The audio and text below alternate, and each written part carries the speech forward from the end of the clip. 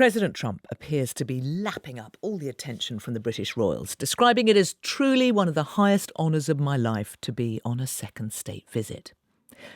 The value of that to the UK is very hard to quantify.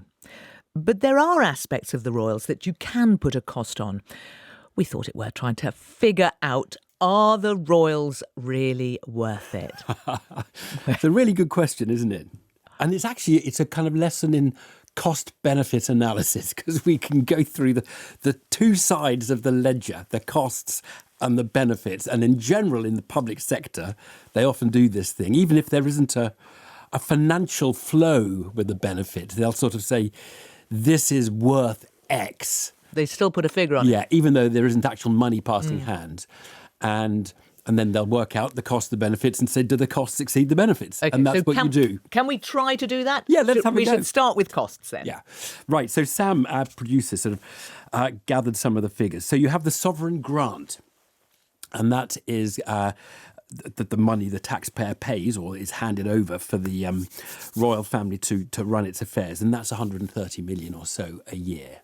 And then on top of that, I think, in fairness, you really should add the income that goes to Prince William and to the King from these two chancellery things, which are... the Duchy of Cornwall, the Duchy of Lancaster. Yep, and those add up another 50 million. There's something quite interesting about the sovereign grant, which it has gone up very substantially recently. And the reason, it's a very sort of peculiarly arbitrary thing. The amount of the sovereign grant is tied to the income of the Crown Estate. So the Crown Estate it owns the sort of seabed around the UK. It owns lots of land around the UK, and it makes an income. It's a big property company, makes an income, and the sovereign grant is 12% of the income that the Crown Estate makes. So what's actually happened over the last few years is Crown Estate has coined it in from wind farms being placed offshore, paying rent essentially for the space on the seabed. And the King has been a big beneficiary of that. The sovereign grant has been tied to that. So he's had a big jump in that income. £1 billion from 24-25. Yeah, but he doesn't get it all. He gets 12%, and that is the sovereign grant. So that is his income is tied to this weird income of the sovereign grant. Why you would tie that, I don't know. But anyway, that's what they do. So, but let's put it in. I think it's much easier to understand these figures in per capita terms. If you add the sovereign grant and the chancellors of Lancaster and Cornwall, you're talking about a total of, let's call it, a couple £100 million.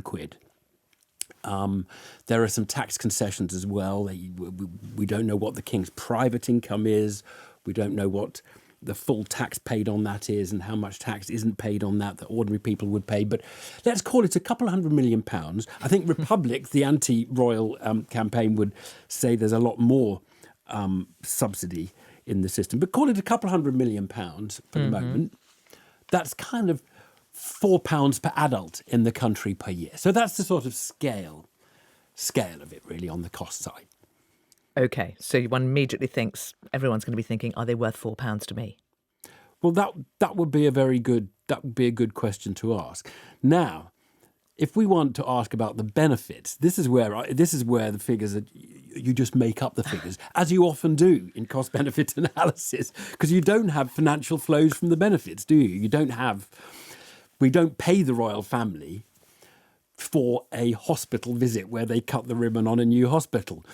Celebrities will get paid thousands for public appearances. The royal family don't get paid for their public appearances. But, Sam did the figures, and it's between the kind of senior royals, you're talking sort of between 1,000 or a couple of thousand engagements. 1,900 public engagements in 2020. So a lot of public engagements. And all those engagements are sprinkling a little bit of stardust over the places they visit, the hospital, the prison, the nature park, whatever it is. So you literally could quantify it in terms of... I think you would say each of those must be worth thousands. That's a benefit. And it's a sort of nationalised version of the industry of celebs going out and getting paid for public engagements. And there's no financial handover of cash, but it's certainly got a value. 2,000, if you called 2,000 engagements worth £10,000 each, you're at sort of 20 million of benefit from the public engagements. But, that's just But it's, a finger in the air. but in a way, it's things like we've seen with the Trump banquet, where it looks like it's having a profound effect on the very, very special relationship. This is why I kind of think you probably don't want to think about the economics. You probably don't want to think about the royal family as an economic entity, because essentially, if that dinner created one investment of several $1 billion, it would be worth the budget of the royal family just for that one dinner alone. But you don't really know whether the state banquet creates an investment. You don't know whether the royal family create tourism. I mean, everyone will always say, oh, well, you get tourism because of the royal family. France has lots of tourism at Versailles for once having a royal family running a head of state, whether that's President so-and-so or King Charles. That's always going to have a significant cost anyway. Yeah. Okay. There is one thing that I think we probably should mention, which is that is there another cost which comes from the fact that we're constantly fighting for equality in society? At least that's what everybody always says that they would like, and that arguably the economy would benefit from that if there were equal opportunities. And yet if you have somebody who sits at the top of the tree who definitely isn't treated in an equal way, or a whole family, does that filter through the economy to create a sense of a sort of hierarchy that, no, we're not all equal, actually, and just don't expect it? Yeah, well, so the question is does that affect our productivity at work? Does that affect our mentality? And here's where I think you get to the nub of it.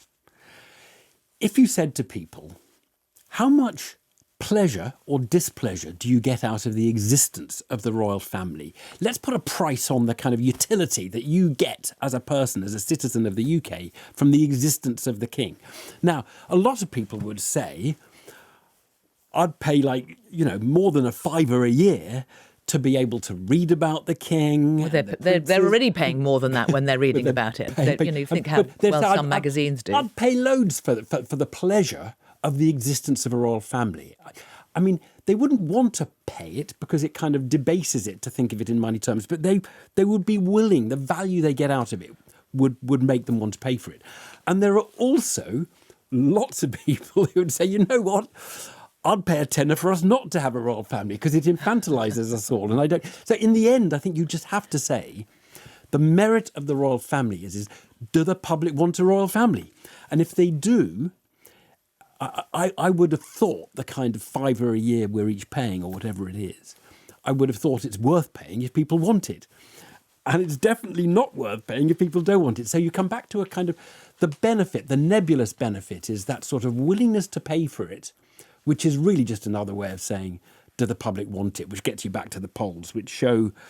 Yes. I mean, the polls show, I think, declining support. They do. And particularly among young people.